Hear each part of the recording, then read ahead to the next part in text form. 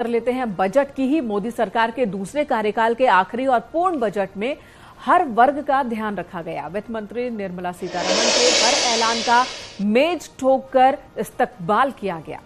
लेकिन सबसे ज्यादा देर तक मोदी मोदी गूंजा जब इनकम टैक्स की बारी आई और 9 साल से टकटकी लगाए बैठा सैलरी वाला तेज धड़कनों के साथ इंतजार करने लगा।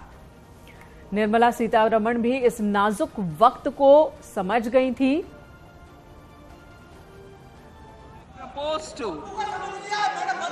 I propose to increase the rebate limit to 7 lakh in the new tax regime. I propose to increase the rebate limit to 7 lakhs in the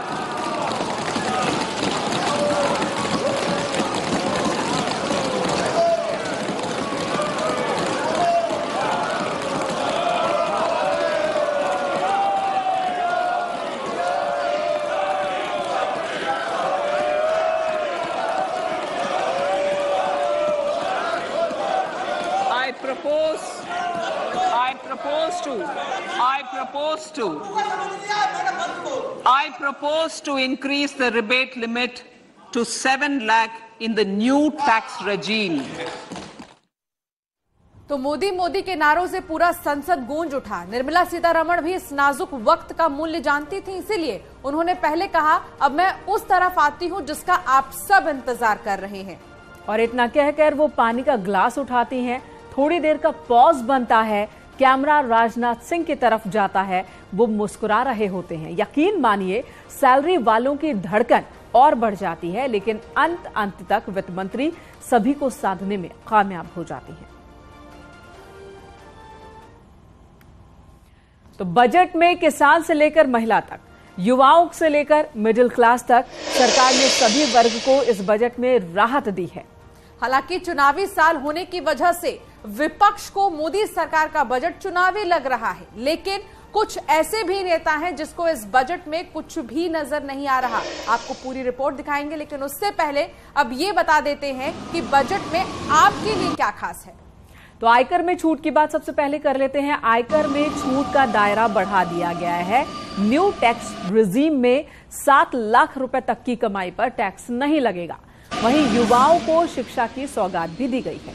बिल्कुल, इसके साथ ही अखिल भारतीय राष्ट्रीय शिक्षुता योजना लाया जाएगा।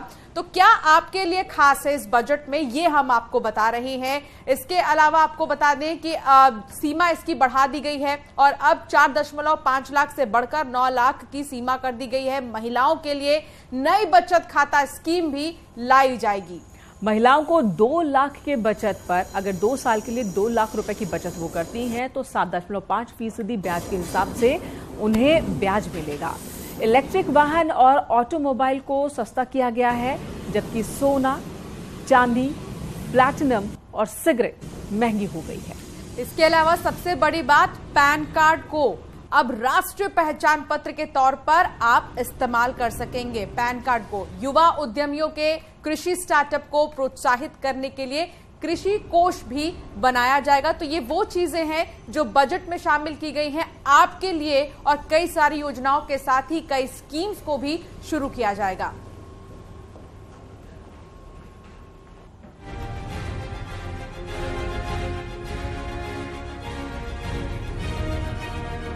ये बजट वंचितों को वरीयता देता है। Starting from 2.5 lakh, I propose to change the tax structure in this regime by reducing the starting from 2.5 lakh. I propose to change the tax structure in this regime. हमने टैक्स रेट को कम किया है, साथ ही process को simplified, transparent और fast किया है। 23.3 lakh crores. Lok Sabha चुनाव 2024 से पहले मोदी सरकार का आखिरी पूर्णकालिक बजट, जिसमें किसानों के लिए वरदान है, महिलाओं के लिए सम्मान है, युवाओं का रखा ध्यान है और शिक्षा स्वास्थ्य के क्षेत्र में नए आयाम हैं। देश की संसद में आज प्रस्तुत हुआ आम बजट नए भारत की समृद्धि का एक नया संकल्प है, अंत्योदय का विजन है। 130 करोड़ भारतवासियों की सेवा का लक्ष्य भी है। माननीय प्रधानमंत्री जी का धन्यवाद करना चाहता हूं, निर्मला सीतारमण जी को बधाई देना चाहता हूं कि उन्होंने एक शानदार बजट जो देश की जनता के सामने रखा है, यह देश की जनता के साथ साथ विश्व की उम्मीदों को भी, उनकी अपेक्षाओं को भी पूरा करने वाला बजट होगा। बजट में हर वर्ग का ख्याल रखा गया। आम आदमी से लेकर कम आमदनी वाले लोगों तक को बजट समर्पित किया गया, तो विपक्ष को ये बात खटकने लगी। किसी ने इस बजट को बेईमानी बता दिया, तो किसी ने चुनावी। फाइनेंस मिनिस्टर ने पूरे बजट में कहा है कि ये 3 साल का बजट है, तो आने वाले 3 सालों के बारे में उन्होंने बात करी है, लेकिन उन्हें आज की बात नहीं करी है। मेरा मानना है कि ये चुनावी बजट है और पूरी तरह चुनावी है। मिडिल क्लास को थोड़ी रियायत दी गई है, लेकिन जिस तरह महंगाई बढ़ रही है, जिस तरह पेट्रोल के दाम बढ़ रहे हैं और हर सेक्शन और हर स्टेप में महंगाई जहां बढ़ रही है, तो फाइनेंस मिनिस्टर ने किसानों का बिल्कुल ध्यान नहीं रखा है। 9 राज्यों के चुनाव पास हैं। 2024 में बजट से काफी आस है और प्रदेशों के लिए खास इस बजट पर अब सियासी सरगर्मियां बढ़ने लगी हैं। मायावती ने ट्वीट में कहा, देश में पहले की तरह पिछले 9 सालों में भी केंद्र सरकार के बजट आते जाते रहे, जिसमें घोषणाओं, वादों, दावों और उम्मीदों की बरसात की जाती रही, लेकिन वे सब बेईमानी हो गए जब भारत का मिडिल क्लास महंगाई, गरीबी और बेरोजगारी की मार के कारण लोअर मिडिल क्लास बन गया। अति दुखद। बजट में हर वर्ग का ध्यान रखा गया। इस बात से विपक्षी पार्टियां भी इत्तेफाक रखती हैं, लेकिन चुनावी साल में इस बजट को चुनावी बजट बताने से भी नहीं हिचक रहे। फारूक अब्दुल्ला ने तंज कसते हुए कहा कि सभी को कुछ न कुछ मिला, उम्मीद है कि इलेक्शन होंगे। बजट है और क्या है, मिडिल क्लास को भी मदद है, सबको हर तरफ से कोई न कुछ दिया गया है। उम्मीद है कि इलेक्शन होंगे। आम बजट के लिए मैं माननीय प्रधानमंत्री श्री नरेंद्र मोदी जी, वित्त मंत्री श्रीमती निर्मला सीतारमण जी एवं उनकी पूरी टीम को अपनी पार्टी के एवं पार्टी के करोड़ों कार्यकर्ताओं की ओर से बधाई देता हूं। आम बजट 2023-24 का एजेंडा है नागरिकों के लिए बड़े अवसर उपलब्ध कराना, विकास और रोजगार सृजन को मजबूत प्रोत्साहन प्रदान करना और व्यापक आर्थिक स्थिरता को मजबूत करना। लेकिन उत्तर प्रदेश की सियासत में विपक्ष के सबसे अहम किरदार को इस बजट में कुछ नजर नहीं आया। अखिलेश यादव ने मोदी सरकार के बजट पर निशाना साधते हुए कहा, भाजपाई बजट महंगाई और बेरोजगारी को और बढ़ाता है।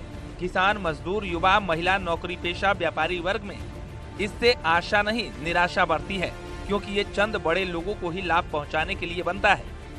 राजनीतिक पंडितों का मानना है कि बीजेपी 2019 में हारी हुई 140 से अधिक संसदीय सीटों पर विशेष तौर से फोकस कर रही है। ऐसे में वोटर्स को लुभाने के लिए मोदी सरकार बजट के जरिए बड़ा सियासी दांव चल रही है। खैर, जब बात आधी आबादी की होती है, किसानों की होती है, तो बजट में भर भर कर सभी वर्गों को दिया गया है। सूक्ष्म दृष्टि से नहीं देखूंगी, मात्र आज की प्रोनाउंसमेंट से मेरा ये मानना है कि आज के इस बजट में महिला का सम्मान बढ़ा। महिला के अपने सामर्थ्य की वजह से राष्ट्र का सामर्थ्य कैसे बढ़ेगा, वो सेल्फ हेल्प ग्रुप के अनाउंसमेंट में विशेष रूप से उल्लेखित था।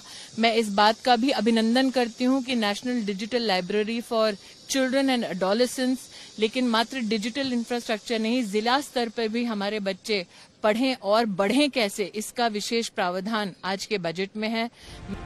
किसान, ग्रामीण, नौजवान, गरीब, महिलाएं, दलित, पिछड़े, अति पिछड़े, अगड़े, सरकारी कर्मचारी, छोटे बड़े व्यापारी, बड़े छोटे उद्योगपति, कई ऐसे वर्ग हैं जिन्हें वोट बैंक की तरह देखा जाता है।